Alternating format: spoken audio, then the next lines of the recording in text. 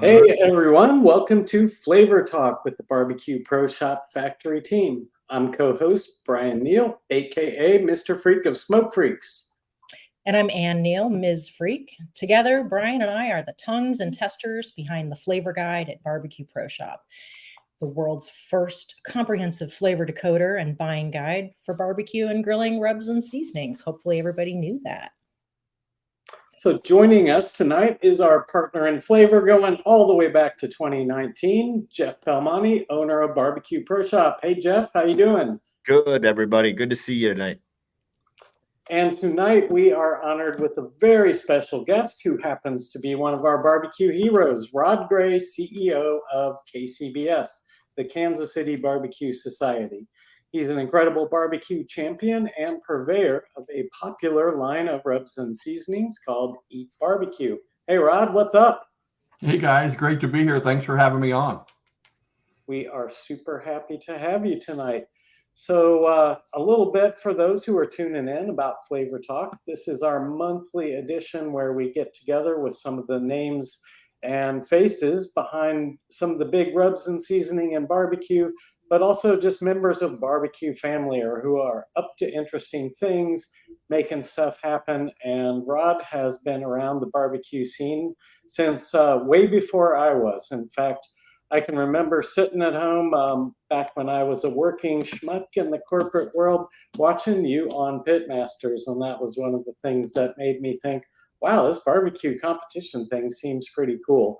So tonight we are going to unpack a little bit of your barbecue story and find out where you come from, where you're all about, and where you're going with your newest barbecue thing, being CEO of the Kansas City Barbeque Society. So why don't we start out with some of the basic CV? Where are you from, where you live, and how did you get into cooking barbecue? Hey Brian, if we have time, I need you to teach me how not to be a working schmuck, though. After this, okay? Right after, please. I grew up in Central Kansas. We didn't really have barbecue, and so I really wasn't introduced to barbecue till I went off to college, and I went to a smaller school. It's called Emporia State University. It used to be a teacher's college, but they had expanded with some business programs, and I had gone there for a summer camp when I was in high school, so it was a natural fit to go back there. And then when I came to Kansas City, that's really when I was exposed to barbecue, which was actually 1987. So I've been in Kansas City since then. And so Kansas City, I call Kansas City my home. Gotcha. So when in central Kansas, though, were you in a small town or on a farm or middle of nowhere or what? Oh, you know, a little guy you might know named Dwight D. Eisenhower and I grew up together, and not together, grew up in the same town. I'm from Abilene, Kansas. Awesome. Okay. All right. I've heard of that place. In fact, there's some country songs that name drop Abilene pretty hard. So that's a fun fact, everyone, about Rod Gray. Grew up in the same town as Dwight D. Eisenhower. So before they write in, Brian, before they write into you, I think those songs are about Abilene, Texas, but I'll take it. I always assumed it was Abilene, Kansas, because that's the one I've been to. I grew up in Kansas City, so probably went to some of the same barbecue restaurants, at least, that you did. So Kansas City, obviously a big barbecue town. In fact, ask anyone who's from there, they'll tell you it's the barbecue capital of the world. Certain other cities and states will certainly disagree, but Kansas City lays a good claim to it. There's been a big barbecue scene there going on forever. So I'm just curious how you got into it specifically, whether that was from eating it or going to Chiefs games or what? How did that get in your blood? So, you know, once you're exposed to barbecue, I mean, I've never met anyone who couldn't find something they didn't love about barbecue. So once you're in it, you know, you start to become obsessed with it. And I used to go out to the Great Lenexa Barbecue Contest because I had a coworker that competed in it. And every Monday morning he'd come in shaking his head. He couldn't figure out why he didn't get a call. And I didn't really understand it all. And fast forward some years, and I owned my own company, and my office manager and her father would pick a contest to compete in every year, one. And it was always Blue Springs, which is one of the oldest barbecue contests in Kansas City and probably in the country. But that year, 2001, we built a brand new speedway, and the speedway was having a contest on the infield. And she invited me out. And it was July. It was so hot. I remember it was so hot. And a friend and I walked out that tunnel onto the infield and saw this new black asphalt, just thought these people would be melting. Not only were they not melting, they were having a blast. Parties everywhere, baby pools full of ice with lawn chairs in them, misting fans going. I met the night before, I'd seen a Food Network show with Paul Kirk and David Close, pit builder out of Houston. And I'm walking down this aisle, and there those two guys are standing together. I just saw them on TV the night before.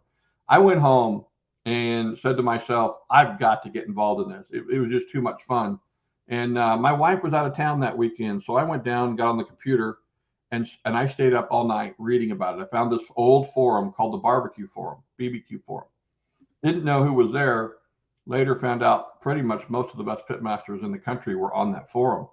And at the end of reading that, I discovered that I needed to go buy a Hasty Bake because it had won the American Royal a few years earlier.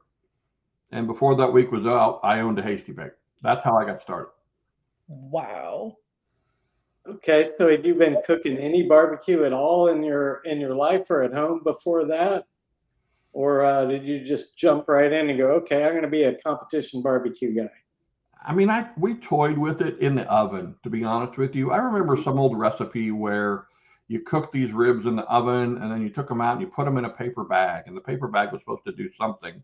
I don't remember that it did anything, and we thought it was great. But then I got that first cooker, and Sherry would tell you, I proceeded to absolutely just destroy briskets. They were just not even edible on that thing. I went to Tulsa, picked up that Hasty Bacon. On the way in, I stopped at it was called McGonigal's, an old meat market, and bought 2 briskets and came home. Oh gosh, we used to get our Thanksgiving turkeys there. Yeah. And came home and just, I ruined briskets for weeks and weeks, to the point that it drove me to look for a new cooker. And I found a guy here in town. I read about him. He was a fireman, and he had a one-hole old fire station where he built pellet cookers. I didn't even know what a pellet cooker was. And called him up and went down and saw him. It's Fast Eddie building the FE 100s. And that's what really launched. I think that's what launched my competition career, because I was able to cook all day Saturday, all day Sunday, even during the week while I was at work, unattended. And then that's how I practiced so much, was by having that automation available to me. And yeah, I remember getting on the circuit with those, and people wanted to think that was cheating. And you know, we all know it wasn't now, but back then it was new technology, and people were unsure of it. The cool thing was Eddie was on the KCBS board back then. He kind of saw that future, and he kind of shaped that future. He got the board to agree to that language in the KCBS rules about spits and augers and draft fans, and wood pellets as a fuel. He's the one who got all that language into the KCBS rules way back when. Wow. You know, Ms. Freak and I, we were very similar when we got into KCBS. We just got the bug just because, you know, I'd always been interested in barbecue, given growing up in Kansas City and eating, you know, restaurant food, which, you know, I thought was pretty darn good. But, you know, I had no idea that competition was a whole different thing. You know, sure, it starts with the same basic proteins that you're going to get in a restaurant, but almost everything from that point forward is different than, you know, production food for the masses. Yeah. And so we had no experience cooking barbecue per se, other than, you know, a couple weeks on an alley picked Brinkman, I think it was, before we entered our first thing. And yeah, it was just, we were already excited about it because we had seen, you know, guys like you on TV. And I think the whole TV thing that was going on at that period of time, like the early 2010s, it seemed like you couldn't turn on cable TV without running into a cooking show. And for some reason, that stuff was just on repeat on certain channels rather. So it just, you know, inspired me and a whole lot of other people. It seemed to kind of jump in at the same time. But I'm really curious about barbecue competition life before that point, before TV made it famous, and KCBS was, you know, a smaller operation, hadn't really had the glow of the limelight. Well, and Carolyn Wells tells us better than I do. I've been around it since about 2000, and you know, they started KCBS in 1986, and she talks about how television is kind of cyclical, that it comes along and gets enamored with barbecue and shoots several shows, and it goes away for a period of time, and then it comes back. And she will admit that when the shows are on, it boosts interest in everything barbecue, all things barbecue, including KCBS. And we see membership rise during those times. But competition barbecue, I didn't really know I didn't really know how big it was. I mean, we're still a small family. I think we're still ultimately a small family, but I didn't know how big it was, because in Kansas City, we could cook a barbecue contest within probably, I don't know, 50 miles every weekend through the summer. Yep. They weren't the most well promoted or advertised or run events, but there was always somewhere to cook barbecue. In fact, to the point that Kansas City is kind of callous to the idea of competition barbecue, except when the big events happen. So yeah, we started out in our first year, and actually there were 3 of us the first year, and it was actually a team, Extreme Pork. I almost forgot my own first team name. 2 other guys and I, and we cooked 20 or 22 contests. We traveled a little bit. We went up to Brainerd, Minnesota, and cooked the first ever ABA, American Barbecue Association event, and won it.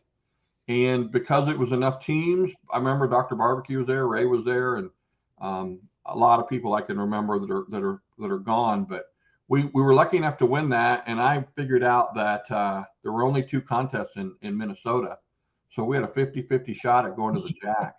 So I didn't want to wait to find out if we got drawn. So I called the other team and said, "Hey, I just want to know if your bung gets drawn, will you go to the Jack?" And the guy on the other end said, we planned our entire family vacation around going to the American Royal, and I won't have any vacation if I get drawn to the Jack. So I'm not gonna submit. So we knew we were not automatic to the Jack Daniels our very first year. So we did a lot. We went to that first Royal, won the rib category that first year. And nobody had ever heard of us. And then we went to the Jack, and we got a couple of calls, top 10 calls. I don't remember what they were, but the best part was my wife was looking over that literature that comes from the Jack Daniels, and she's like, "Hey, there's a dessert category. I might enter that." So I'm like, "Hey, great. Come with us, enter the dessert category." This is kind of a long story, and I'll be quick, but she cooked this dessert, presented it to me, and I said, "Oh, please don't submit that to the Jack. Please don't submit that." The next day, she took the leftovers to work. It was a big pan, and she served it, and everybody raved about it. So she, in fact, did turn that in, and she, in fact, won the Jack Daniels dessert category in 2002, in 02. So that was pretty cool for Sherry. Really cool. That hooked Sherry. From then on, Sherry was a part of the team. She soon had the name the closer, and has been my teammate ever since. So back in, let's say 2000, the early 2000s, what was the typical competition rig like? Was it anything like today, where you see guys pulling up with giant 5th wheel trailers? Or, I mean, I've heard stories of doubles that were 50 miles apart, where they'd cook on Saturday and then pick up and go to another place. It seems like y'all must have been traveling lighter than they do now. It's so crazy the way you say that, like it's something so foreign, but that's what we did. When I got started, especially in Kansas City, there were a few trailers, but most people cooked under easy ups, usually a pair of them. And their rigs weren't even there. I mean, not their rigs, their vehicles weren't even in their spot. And our first year, we cooked out of a 16 by 8, I think, cargo trailer. Everything was in totes. We had way too much stuff. We took it all out of the trailer. We rolled the pits out of the trailer, and then we had to put it all away. And so by mid 2002, I bought that trailer, that little bitty 20-foot trailer with the deck on the back of it, that I cooked with my entire career. We mounted two fast eddies back there, and then we finished the interior of that trailer, and then that was the rig. My rig never grew any bigger. I went from having, being an early team to even have a trailer on the circuit to probably having one of the smallest competition trailers on the circuit. How many miles you reckon are on that trailer? You know what? I used to know that because the 2 trucks I pulled it with, I'll bet you there are something like 300,000 miles on that trailer. Wow, man. That's something. And the rest of them were on that green pit. That must be a well-built trailer, I'll tell you that. Well, I'm notorious. I serviced my trailer regular. Darren Worth tells a story. He never services his trailers. I service my trailers religiously, and I burn up axles, and he doesn't. So there have been many sets of axles underneath that trailer over the years. Yeah, well, that's because he's got 3 of them, so he's got a spare. spare Hey, Brian. load. Did you hear Rod's reference to his barbecue totes? Oh yeah. Boy, that is something, Rod, I can relate to. We kind of giggle every year. Coolers and totes. It's when my barbecue triceps show up, for a small amount of time. And our kitchen right now is pretty destroyed with all sorts of totes for this weekend. Yep. That's the way we do it. And over time you finally realize you're not getting in this one so much, you're not getting in that one so much. So you pull out what you needed out of those and you push those aside and hopefully don't bring them every time. Right. We used to unload an army of totes. Yeah. Well, I remember Mike Wozniak from QOW gave Smoke Freak some advice once, and it was to get your crap out of the street. I'm embellishing a little bit. And we took that to heart, thinking, we do have a lot of stuff, and it is in the street. Literally, some of the totes that are like, well, what if that was like underneath the trailer, literally in the street? So we made a promise from that point forward to come home from every competition and remove at least one item from the totes based on, what we were using or not using. And we did that. And there's still a mountain. Is that what you said? A mountain of totes, an army of totes, just endless totes. I am here to tell you guys that it doesn't have to be this way. So over a couple weekends ago, we were out vending at a backyard event. It was out in Glen Ellen, big barbecue fest they do there every year. And they had 45 backyard teams in there, and I think they were cooking 4 to 5 categories, and everybody had 10 by 15 space, and they all made it work, and they turned out a lot of incredible food. So sometimes I think, we just make it hard on ourselves. But enough about that stuff. So let's just, real quick, what was it like being on TV? I mean, I don't know many people I can ask that question to, but you've been on a lot of TV. That question. Realize that was 10 years ago first. So by now, all of the bad memories have faded, and all I have left are the great stories and the great memories. But the really funny thing was how I got there. So you mentioned 2009. That was the first year that they started Pitmasters, and that was the year they picked 7 people and followed them around to a group of contests.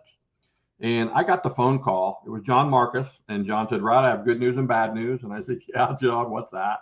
And he said, "Well, we picked you number 8." And I said, "Okay, all right." And he said, "But we're only going to take 7."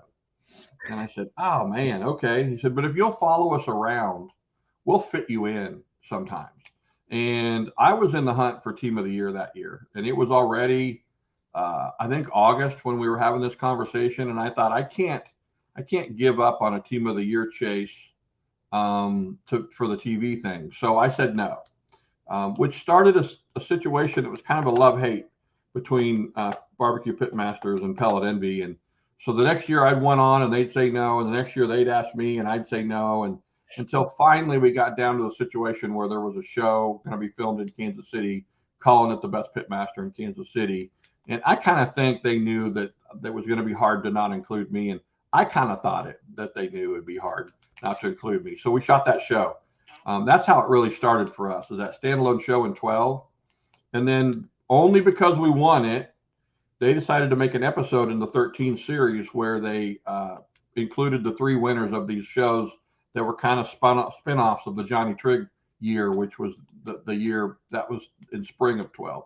So honestly, I'm always the guy that never thinks my food is good enough. So I never think I'm going to win an episode of Pitmasters. And I'm always trying to put the best food in the box, but I'm always leery of my own food. I could do better is the attitude. So it was stressful during the shooting of it completely. And so I've got so many great stories. We don't have time for them. One of them was Tim Grant and I were sitting back there sequestered after that first show at the Royal. And Tim leans over and says, "Hey, tell me how to get a sauce and rub on the market." And I'm thinking, what a weird time for this question. And I start talking to him about it. And then I'm thinking, why would Tim ask me that? And I'm like, well, duh, he thinks he has the show won. And then I win that episode, and I don't have sauces and rubs on the market, but I already had the research done. So I had a good friend in marketing who said, if you're ever going to put products out, they need to get out before that show airs. And so we did that. But it was a good time, Brian. It was. I do want to tell you one story that most people don't know. In the finale, they gave us Lang 64s, Lang 84s to cook on. I'd never been close to a Lang except my good friends, the slabs.com, had cook on a Lang. And on top of that, we had green wood. So David Bosca started his hog really early. And I walked over to see David off camera, and he had boxes of wood all around the back of this thing. And I said, David, what's going on? And he's like, Rod, all this wood is green. I keep trying to find seasoned wood that'll stay burning in this pit. And I thought, oh no. We had a ton of trouble with the wood in this Lang, and I fought the thing all night. And at 3 a.m., the crew leaves. They leave one cameraman behind, and he's not supposed to talk to us. He's just supposed to film whatever we're doing. And he comes over and he starts talking to me. He's like, hey, I got to tell you this. He's like, David Bosca's over there mumbling things like, what am I doing? There's no way I'm going to beat Rod Gray on a stick burner. And to be honest with you, I was completely demoralized and feeling like maybe it was just good enough to make the finals of the show. I was just mentally, I was giving up because we'd started early that morning. We were going all night. We are going to cook the next day. And Sherry had gone to the hotel. And I will tell you, and I've told David this, that did re-energize me. And I worked and fought that fire. And to be honest with you, I didn't get my fire straightened out until about 6 a.m., about the time Sherry showed back up. And our hog was not getting anywhere close to being done. So when you see that portion where we cook those ribs, and there's a whole story there I won't bore you with, and I finished last in the ribs, and Leanne wins ribs. And I asked her on camera, hey, do you know the order? That was all genuine because I was trying to find out if I was going to go first. Because if I went first, there's no way I'm winning this. My hog's not done. But when she tells me, well, I'll tell you this much, you're not going first, I was like, oh, yes. So it takes them like an hour and a half to film the judging of one team. So I knew I had an hour and a half, maybe 2 hours. So I stuffed that firebox completely full of wood. It would not have held another stick. And I opened up all the vents and I went back behind the motorhome where they sequestered me for 2 hours. And when we came back out, I had no idea. We opened up that door and checked that hog and it was done. And had we been first, we would have never won that show. Never won that show. And it was just a stroke of luck that I was able to fill that thing full of wood and let it cook for 2 hours on its own and then present, and that hog was done, or there's no way we win that finale. So it sounds like cooking in the TV world, you don't really have you don't know exactly when turn in is, so to speak. It could vary by hours, it sounds like. It can. In fact, now you've got me to where I have to tell you the other part of the story. After our hogs are on, they present us with ribs, and that's where they're going to decide the order hogs turn in. The winner gets to pick. And I know we draw for how we're going to turn in the ribs. And I know that it's going to take them a good amount of time to judge rib 1 and rib 2. So as we're done, I overcooked my ribs a little bit, but I lean over to Sherry and say, hey, let's put the most overdone ribs in the box because we're going to get turned in third. And they're going to firm up while they're cooling off. And that's going to help us. And they heard me on the microphone and they changed the judging. So on that episode, they judge ribs, bang, bang, bang. And when you see Myron take a bite of my rib, Myron Mixon take a bite of my rib, the whole side comes off.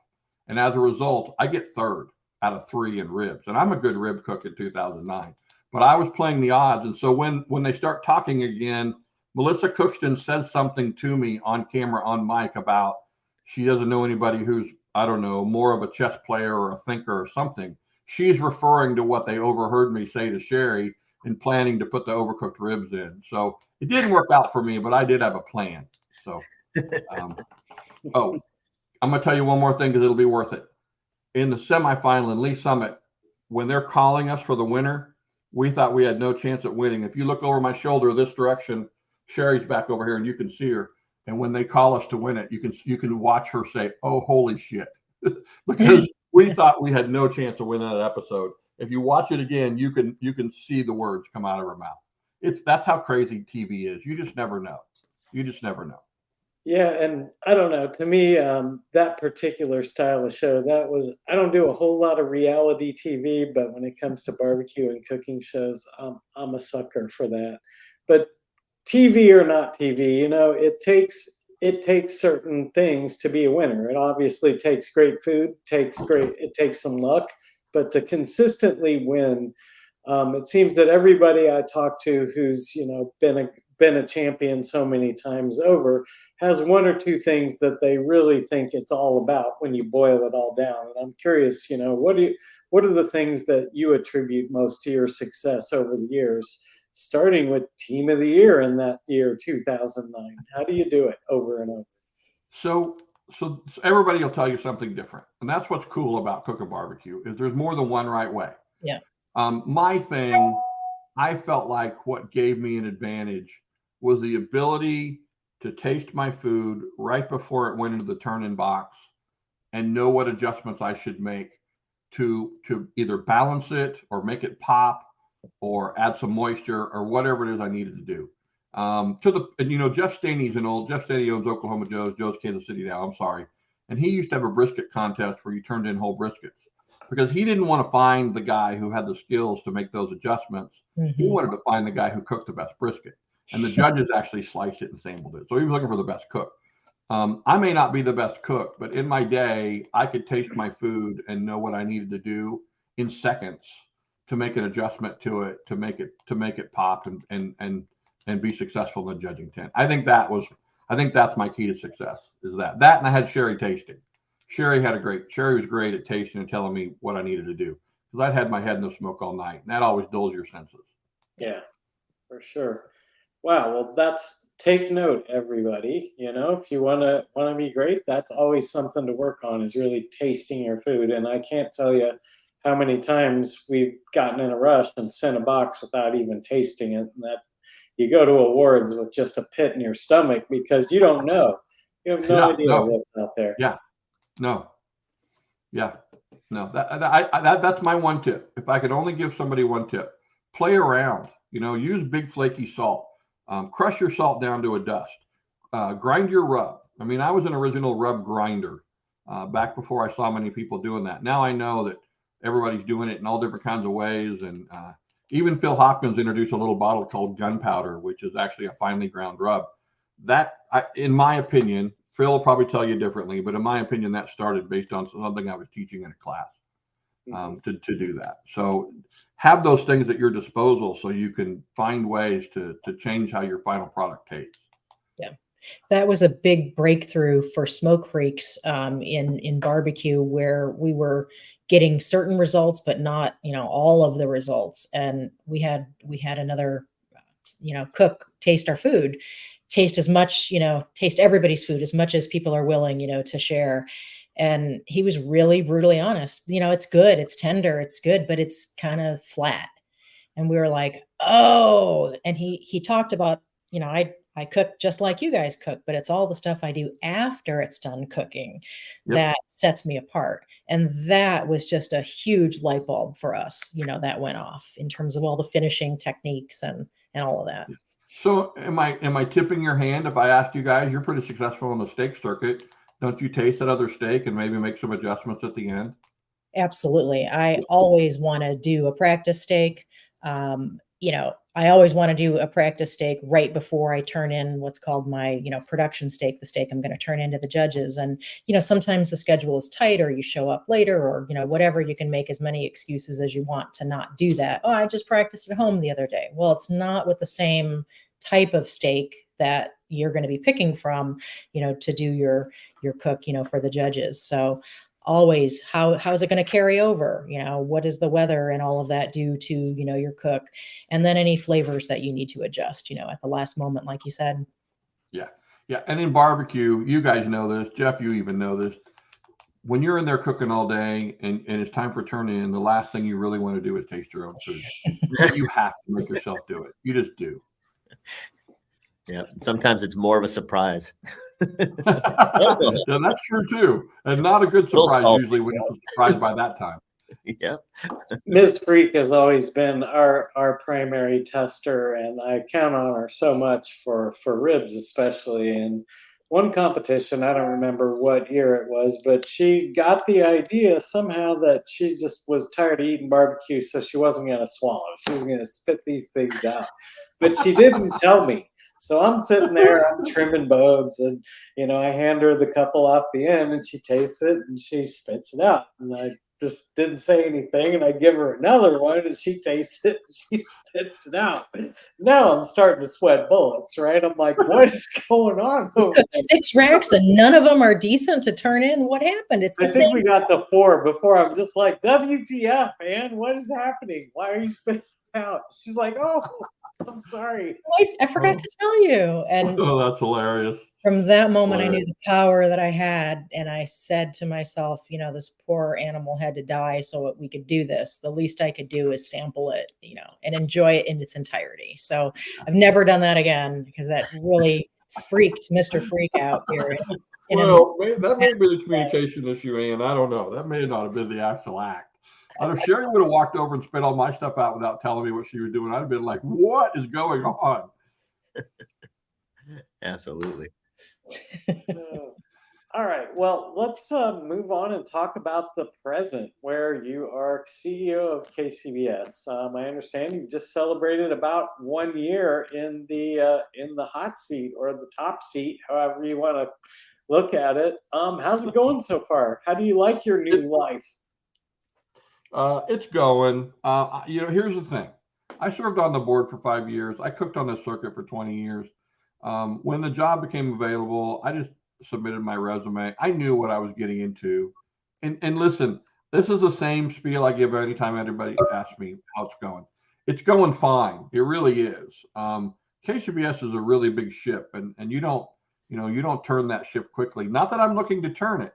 When I got here, my mantra was it's not broken, and a lot of people didn't believe me or questioned me on that, but it isn't broken. I've never had a larger group of people that are so passionate about one thing, and they all have opinions, and realize that what KCBS is this group of 16,000 plus people, that it's their passion. So when they get in their car to go home at night, they're thinking about barbecue on that drive home. They get done with whatever they have to do, and they're thinking about barbecue in the evening.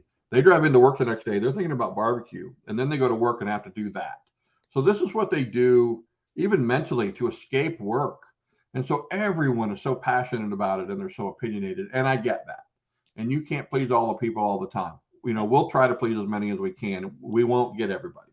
So I get it. It's a great organization. It really is.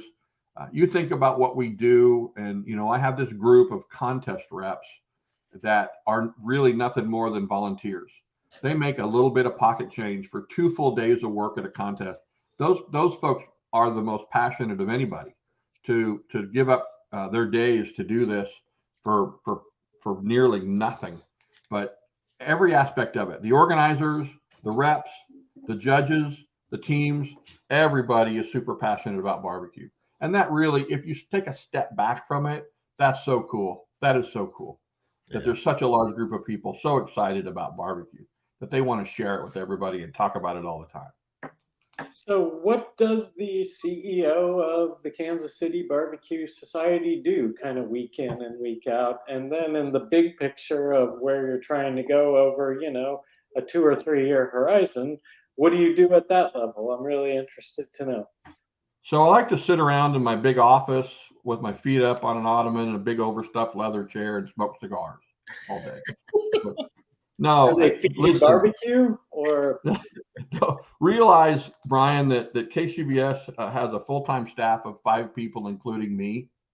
And our membership calls all the time, and they like to allude to this big staff we have. One day, in a particularly really frustrating call, one of my staff members said, "How many people do you think work here?" And the answer on the other end was 80. Wow. And she said, "There are 5 of us here, sir."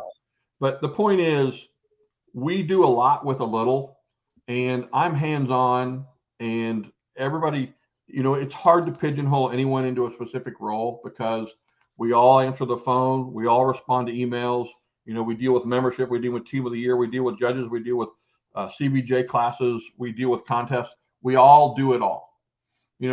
Obviously one of the staff members is our contest coordinator, and one of them is specialized in membership, and one of them is the digital media manager, and then we have a director of marketing communications. And those are all amazing titles, but we all do a little of everything there. And my day, by the way, is completely full. It's unbelievable the hours I can put in. And I've had to readjust to the idea that I just have to turn it off at some point because I'm never going to be caught up.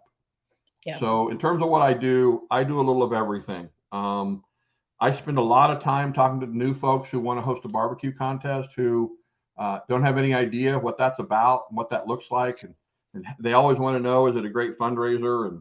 And how do you go about it? And how do you get the teams? And how do you get the judges? And so I'm on a lot of those calls, talking to a lot of great people. And then I see those contest applications come in from those people who've never hosted a contest. And it's very rewarding that I have, in a 30-minute or less time, convinced someone to host a barbecue contest somewhere in the country or outside the country, and put in a ton of effort and work with a small group of volunteers. So that's the day to day. I've been lucky enough to travel the last 2 weekends. 2 weeks ago, I was in Waller, Texas, outside of Houston, and then this last weekend I was in Yorkville at Sean Young's event, saluting with smoke. So my goal is to go one contest a month if I can. I missed August, so I hit those 2 weeks. The Royals next week right here in Kansas City, and then finally, probably my last trip of the year will be the Jack. I'd really love to come to Murfreesboro. It's one of my favorite contests, but it's the week before the Royal, and I just can't pull it off. So a little bit of travel. And you asked me about like 3 years. So there's so many things that I want to do, and I can't do them all. The staff is too small. The money's too tight. We're a nonprofit organization that scrapes by. About every dime we take in, we turn around and send back out in one way or another. It's not like we're sitting on piles of money. So we have to be very careful and, do things incrementally.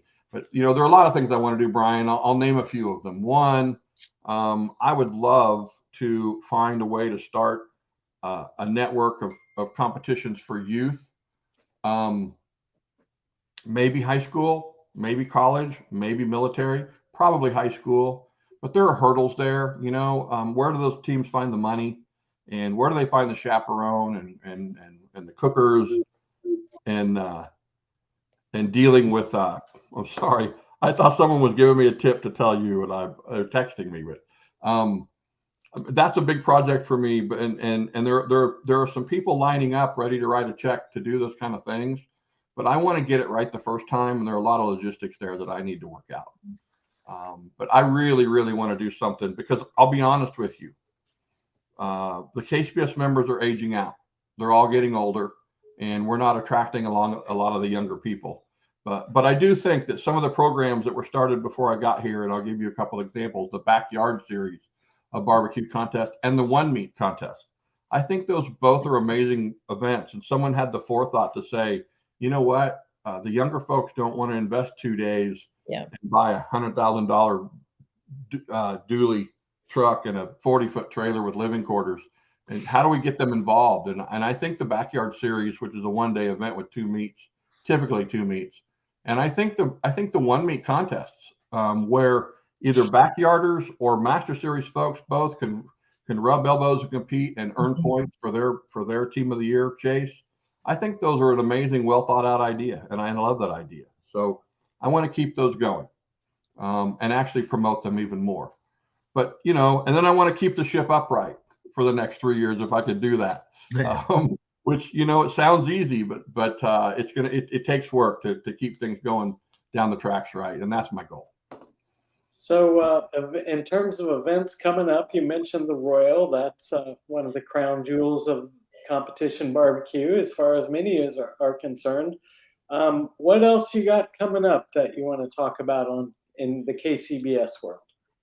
So a couple of things. When I got here, our World Invitational, which I'd like to see become the 5th major in barbecue, was already planned to the nth degree. All I did to go down and watch my reps work their magic in Gadsden, Alabama. And that was in November, and that was a great year. And then they also had decided they wanted to move it up and not have it so late. and I couldn't change their mind, so we moved it up to August in 24. It was hot and it was hard, but it was a great event. I thought it went really well.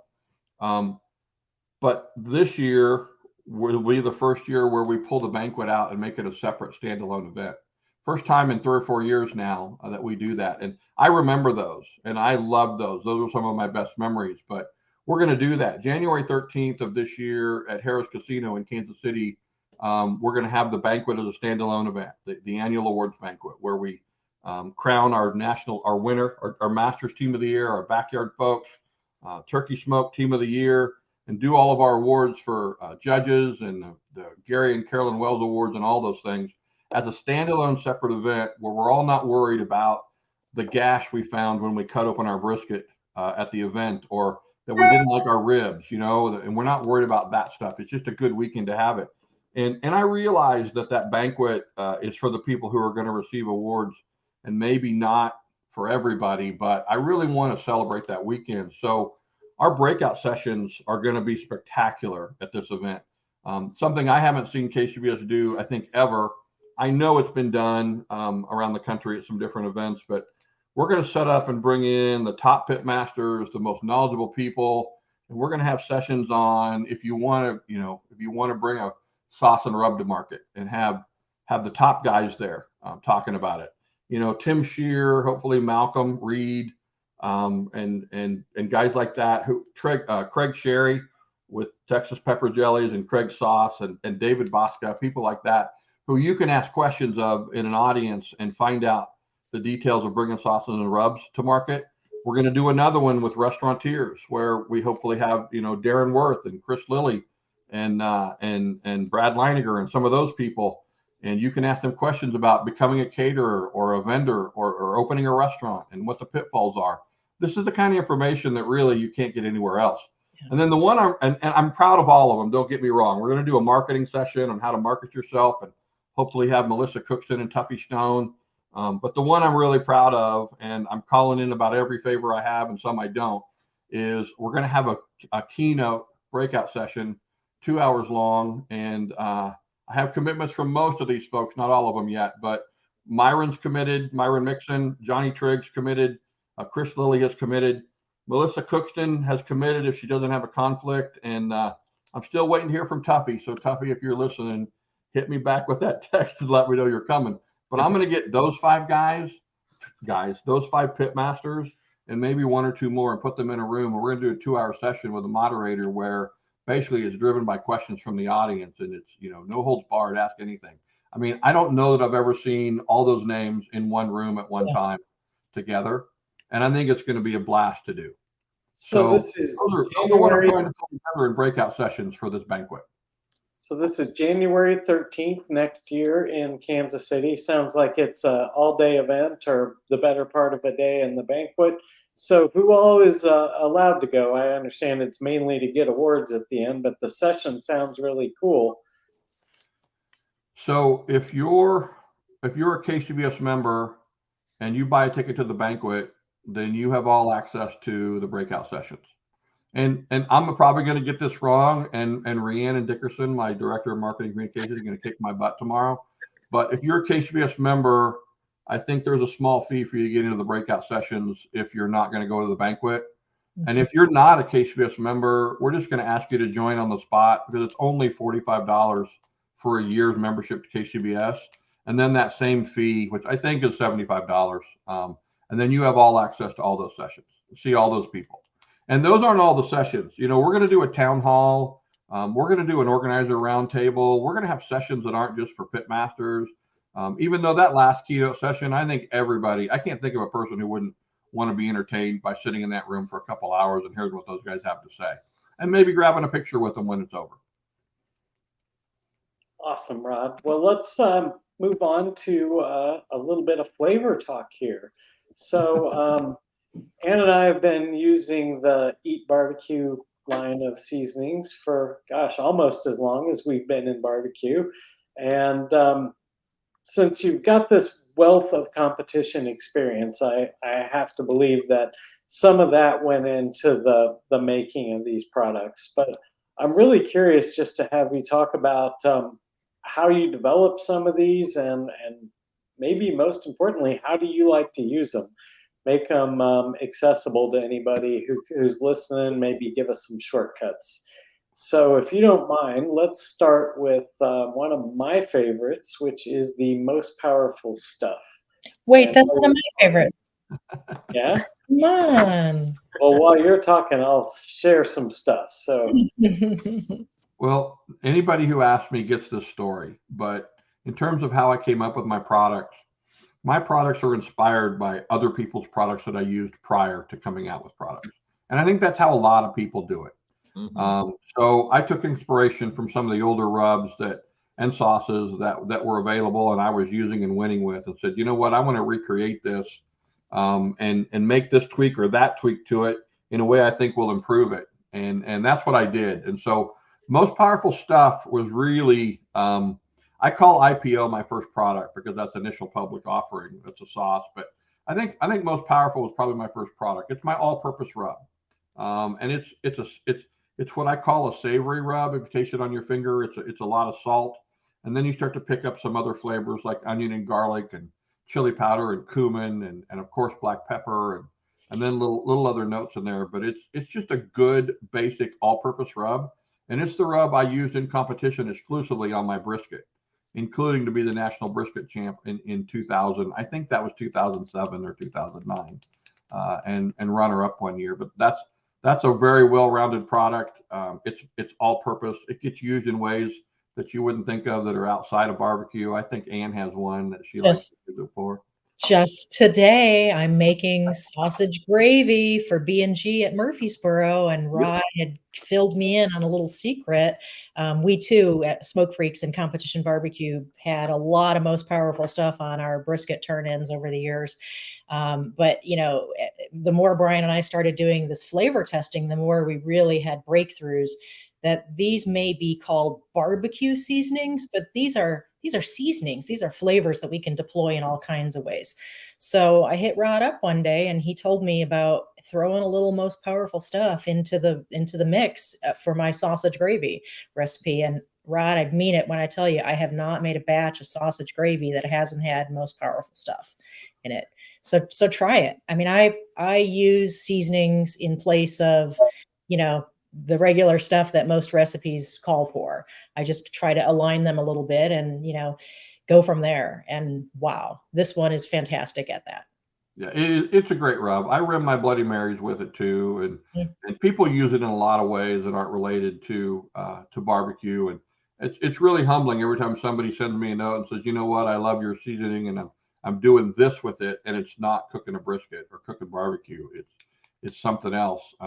And it does make you take a step back, though, and realize that all of these rubs are just seasoning blends with different characteristics. And you guys have done some really, really incredible work with the flavor profiling. I've never seen anything like it. I'm jazzed about it, and it just makes it so easy to go on Jeff's website and hey, I love this product, but I'd like to try something similar to it. Well, let me go find the same characteristics.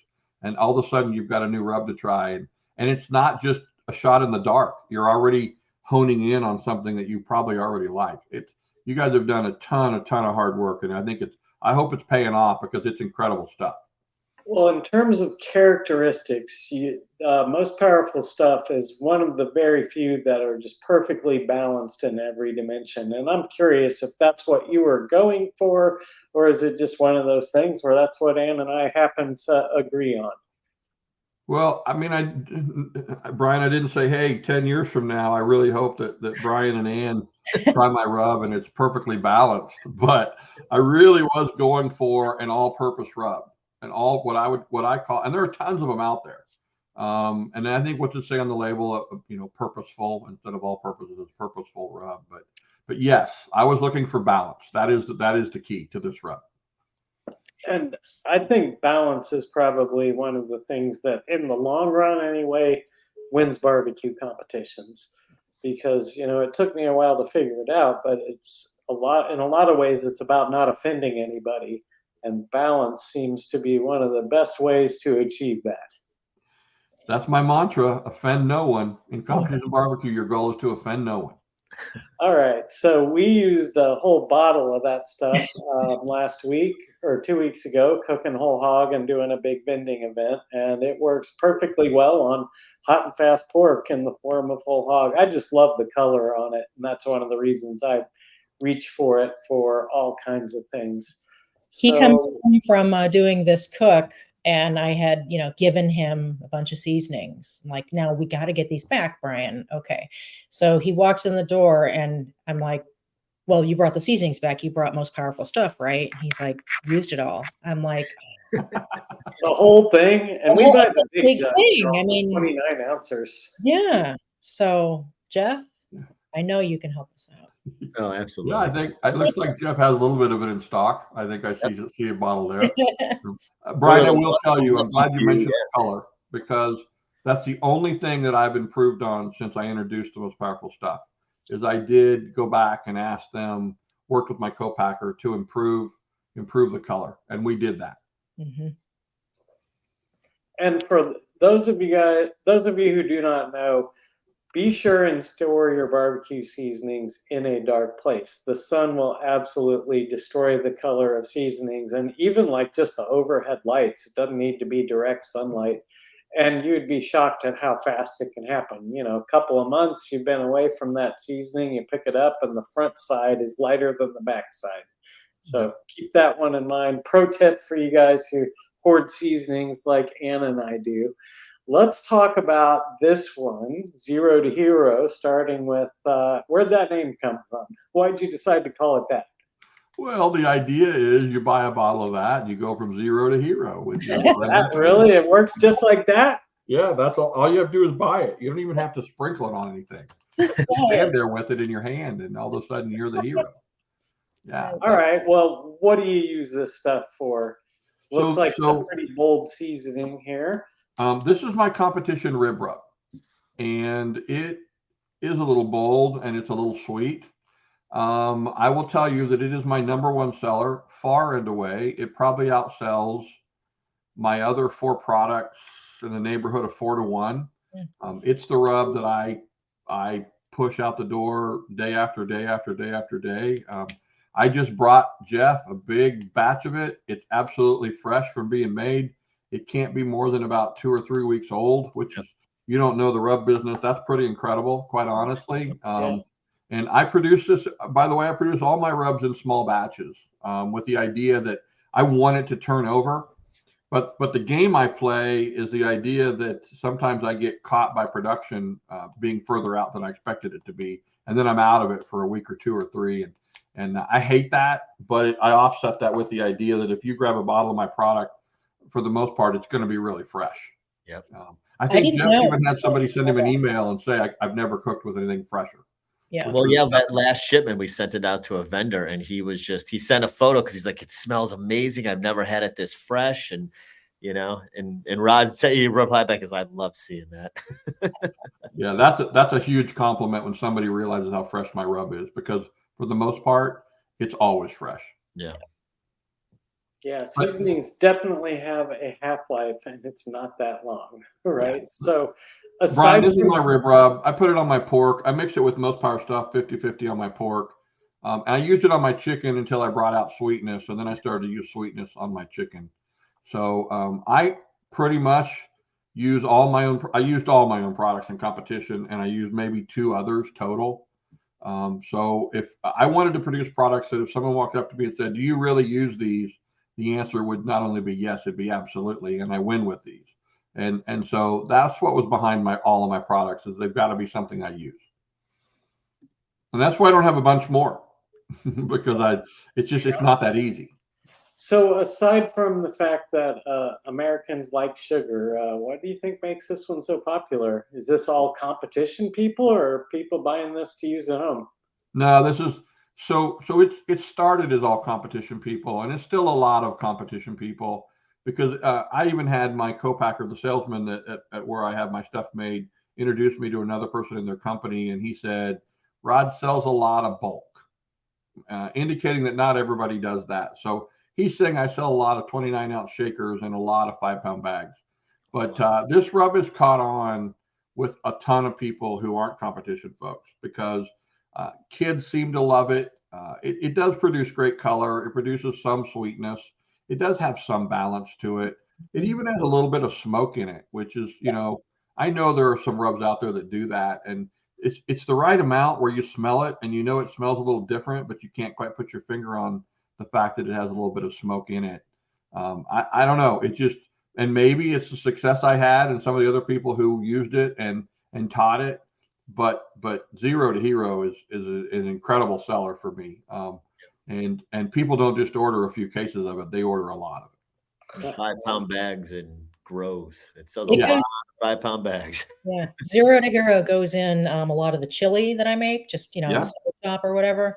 And I think all your dry seasonings are great on everything, and everybody kind of always says that. But sometimes Brian and I, just for fun, will like have some deviled eggs and throw some barbecue rubs on them. And this one is also really good. Popcorn. I get a lot of people tell me they sprinkle Zero to Hero on popcorn. Well, if you haven't tried it yet, I think that would be a perfect candidate for corn on the cob. That's a new thing I got into this summer, was putting barbecue rubs on buttered corn. Corn's got to be good, so we're past that now. But next year, give it a shot. I'm going to get some corn from the store anyway. You just told me about this, and I have to do it. Yeah. And I'm not going to wait till next August when the corn's back. I got to try it. I'm going to do it. I'll sacrifice good corn just to try this out. All right, you take your chances with that grocery store corn.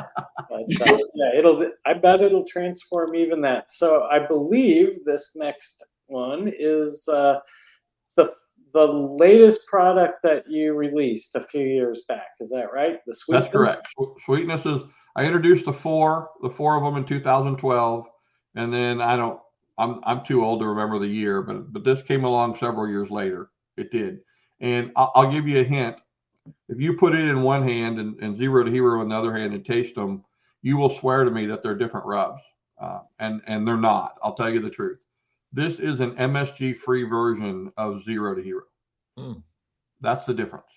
But the thing is, I couldn't just remove MSG. I needed to add something back to make the formula remain the same. So I added back some sugar. So this has even more sugar in it than, and you can see your sweetness is all the way up to 4 on your flavor profile here. Is even a little sweeter than Zero to Hero, a little less balanced. But what's the craziest thing about this rub is when you taste it, you can really taste the onion and the garlic in it.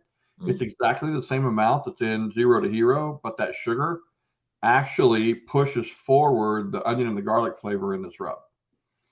And it's the reason, because I brought it out later, they were using a different paprika for this rub, and the color was incredible. And so I went back to them and said, now I need you to make the color of Zero to Hero and the most powerful stuff. I need you to boost that color to be the same. And that's when I made that change in those two rubs. Isn't this beautiful? I love our macro shots.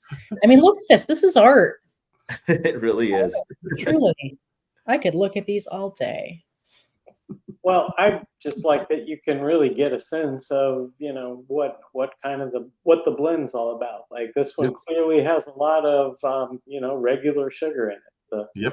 Like the kind that comes in a bag and coats your tongue real quick. Less black pepper than you see in the most powerful stuff, but still enough in there to make it a barbecue rub. Yep. And you can, and look at the fringe. Look at the fringe of this shot, and you can see some other spices. You see a little bit of chili flake. I see a little bit of parsley. It's actually in the pile.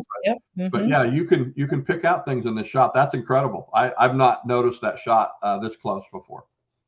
Yeah, it's because everybody uses cell phones these days. They can't look at this in flavor vision like we're seeing it right now. And I'll tell you, when we take the photos and you actually start to break it out and that stuff comes out of it, it's like you could not even see that if you stared at the bottle, in the store or whatever. But when you really start to vibrate it out, it really brings out all those different spices. I said this before, and it's kissing butt a little bit, but the truth is, I've not seen anybody do this. That when you introduced it to me, I was jazzed about it. I'm still excited about it because it's something unique in barbecue we haven't ever seen done, where someone can go to the Barbecue Pro Shop site and they can say, I like it to be a little sweet. I had that one rub I used to use. It's not available anymore, but let me figure out a flavor profile I like. That's an incredible new approach to how to shop for barbecue rubs, and I hope everybody takes advantage of it because it's a game changer. So you also have a couple of great sauces, and I see them on the shelves in Kansas City all the time, like at the Sunfresh grocery store down the street from where my mom lived and where I grew up. I'll see your products on the grocery store shelves. IPO sauce. So that was your first product, right? That was the first. I want to call it my first product, so that's why I put the IPO label on it. I'll be honest with you, that was my chicken sauce in competition. Now on the BS panel on the side of it, it tells you it's my rib sauce, and I dabbled with that as my rib sauce, but it truly was my competition chicken sauce. Here's the most bizarre thing. I put that sauce out, and I start getting emails from people saying, "Holy cow! I bought your Zero to Hero rub. I bought your IPO sauce," because each of those labels say to buy the other one, and they're using it in competition and winning ribs. And I'm like, what am I doing? I'm struggling in ribs right now. So I switched to IPO as my sauce, and I'm not kidding you. I picked up a couple of wins pretty quickly. And then I realized, we're used to that thick, glossy sauce. Blues Hog was a game changer when it came out, and it's still one of the top products on the circuit.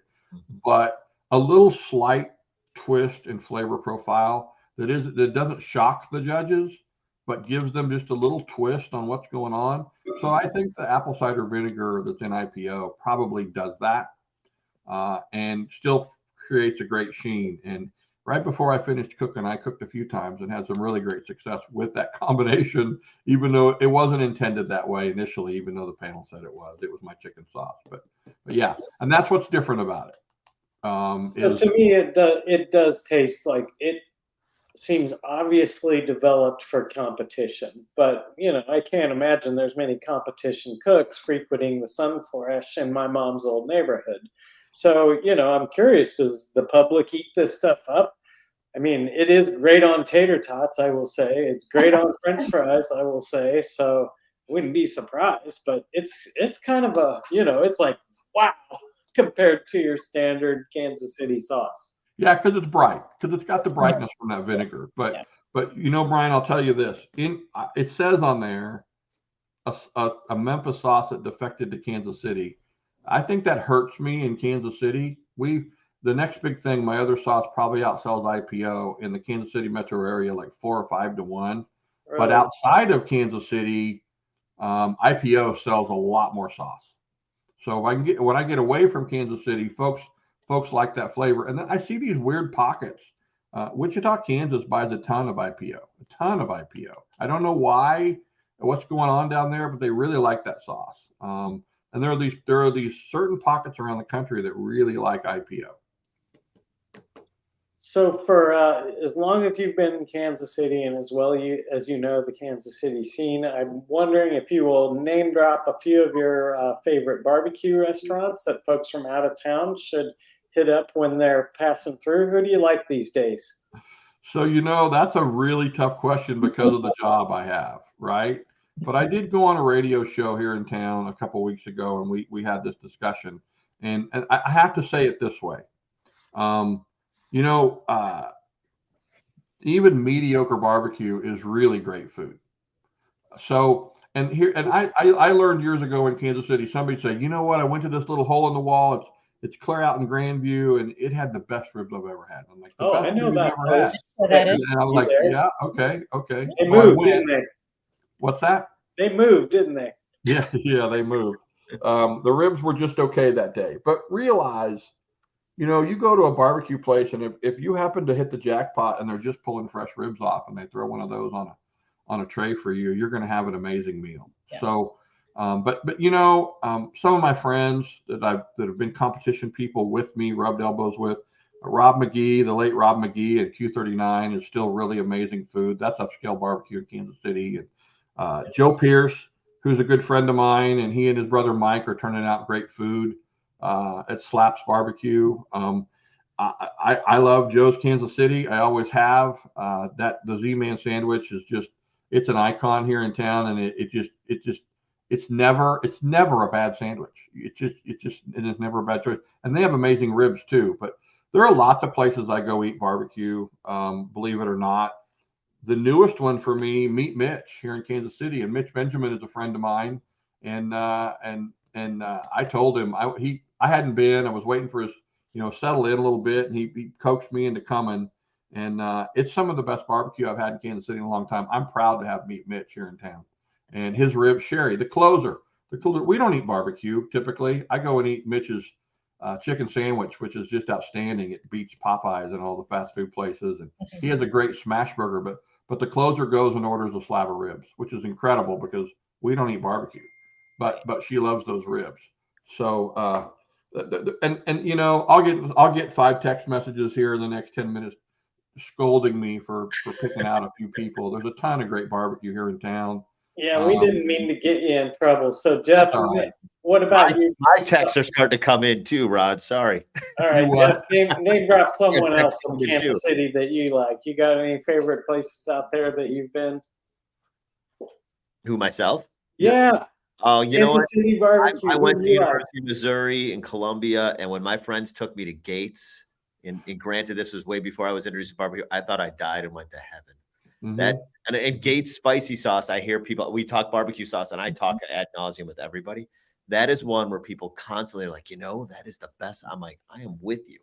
But Gates is a classic, and I love them all too. And Meet Mitch is also. It was great. I saw him up in the Windy City, and he came out with me with a toothpick with one of his burnt ends on it. He goes, "You ready to taste the best burnt end you've ever tasted?"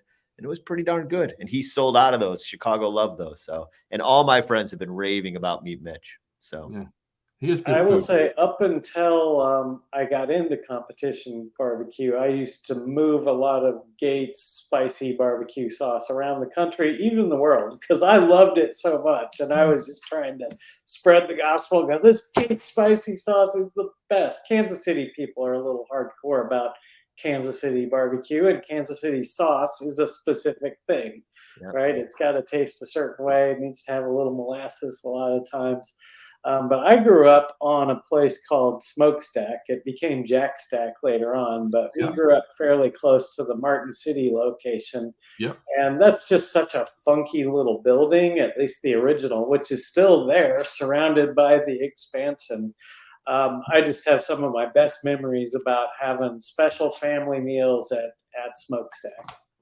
I'm going to ruin your day, Brian. The little building's gone. Oh, no. It's a beautiful new place now, all completely redone. It's an incredible. We ate there not long ago. I was going on a show to talk about onion rings, and you can't talk about onion rings in Kansas City without eating Smokestack's Jack Stack's onion rings. So we went so I could just get a refresher. It's their newest restaurant, and it's a beautiful place. You'll have to stop by and see it. Road trip, yeah. Right on, Kansas City road trip. Well, let's wrap up with one final question. Do you still cook outside anymore, like in your own backyard? And what do you like to cook? I have an FE 100 on my back deck, and I have a big green egg on my back deck, and I love to grill. In fact, I'm to the point I'm so spoiled that I won't order a steak in a restaurant because I'm always going to be disappointed. I just cook them at home when I can. When I was competing, I had a little better access to all kinds of great meat. Now that I'm not competing, I've kind of lost a few of those contacts just because I don't need them. But I still always seek out the best steaks I can buy and wherever I can find them. And we love to grill a steak, and I'm a pretty good outdoor burger cook, and grilling anything. I had to develop a recipe for a little grilling demo a summer ago, and I was being prodded to do something, and I kind of joked back that I'm going to do grilled vegetables, and the person who was asking me said, kind of dared me, and I did it. And I've got a really great new recipe of grilled vegetables with a miso vinaigrette with some toasted sesame seeds over it. And it's just a variety of summer vegetables. It's really a great dish, but it's a grilled dish. So I love to grill. I do. And It's over charcoal. I'm not a purist. I'm happy to have a gas grill. I think they serve a purpose, but right now I'm loving that big green egg I've got out there. In fact, I burned the gasket out of it, and I'm not looking forward to scraping that old gasket off and getting a new one on it, but I got to get that done. Absolutely. I love to cook outside. So what is your secret to a perfect burger? See, it's the exact opposite of what they tell you these days. I really make sure the edges of my burger are sealed well, so the burger doesn't crack and let all of its natural juices out of it. And in doing that, I'm handling it way too much. But that's what I do, and that's what I've always done. And we've won some burger contests with my burger, and I do also make the impression, the indent in the center of it. Otherwise, if your heat's a little hot, you'll end up with these footballs because they'll puff up so bad. But really, truthfully, I use good meat too. It's not burger meat. It's grinding up some different cuts and getting it from my butcher. I get 10 pounds at a time. So it's good meat in a burger and the thick burgers. And then during the pandemic, we really worked hard on our smash burger indoors. And I've got a pretty decent smash burger too. But it's just good quality meat, and the way you handle it, I think, is enough to get a good burger. And just simple things, salt and pepper, and yeah. Very good. Well, Rod, thank you so much for joining us tonight. Yeah, it was a pleasure spending the last hour with you, and can't wait to see you out there in the KCBS world and out there with Barbecue Family. Best of luck on the big banquet coming up. Again, that was January 13th next year in Kansas City at the Harrah's. So you can catch some great seminars, and I have a feeling you can head down to the casino that night and sit at the blackjack with some of the winningest people in barbecue who will be there. I think you're right, Brian. And thank you for having me. I can't believe it's been over an hour already. You guys were great. Jeff, Jeff is great. I saw Jeff last Friday, and I can see he set up his banner just right so he can show off the Eat Barbecue products right there. Yeah. And we know they're fresh because I just dropped them off. And it was great. Good luck to you guys at Murfreesboro too this coming weekend. Thank you. Kick some butt. Thank you so much. Thank you for everything, Rod. Thank you for everything. Your friendship, especially. I appreciate you letting me come on. Thanks a lot, guys. Good night, everybody. Good night, everyone.